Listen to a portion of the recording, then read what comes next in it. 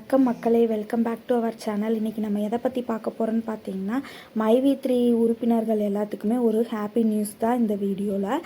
ஏன்னா எம்டி எப்போ வெளியே வருவார், பணம் எப்போ நம்மளுக்கு போடுவாங்க. ஏன்னா 6 மாதத்துக்கு மேலே எல்லாருமே பேமெண்ட் வாங்காமல் ரொம்ப கஷ்டத்தில் இருப்போம்.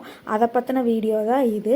ஏன்னா எம்டி எப்போ வெளியே வருவார் அப்படிங்கிற தகவல் நம்மளுக்கு வந்திருக்கு. அதை பற்றி நான் உங்களுக்கு இந்த வீடியோவில் ஷேர் பண்ண போகிறேன். வீடியோ ரொம்பவே யூஸ்ஃபுல்லாக இருக்கும், ஸ்கிப் பண்ணாமல் பாருங்கள்.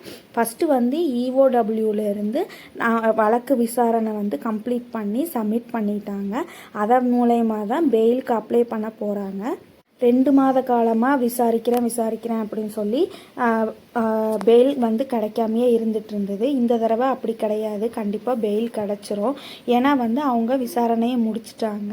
விசாரணையோட முடிவில் 2500 கோடி ரூபா மக்கள் பர்ச்சேஸ் பண்ண அமௌண்ட் உள்ளே வந்திருக்கு. இதில் 2190 கோடி ரூபா அமௌண்ட் அவர் சீலிங் அமௌண்ட்டாக மக்களுக்கு ரிட்டர்ன் கொடுத்துருக்காரு. தென் 118 கோடி ரூபா அமௌண்ட் இன்னும் மைவி3 பேங்க் அக்கௌண்ட்டில் இருக்குது அப்படிங்கிற புள்ளி விவரமான டீட்டெயில் எல்லாமே சப்மிட் பண்ணியிருக்காங்க இஓடபிள்யூலேருந்து. தென் ஜிஎஸ்டி இதில் 60 கோடி ரூபா கட்டியிருக்காரு.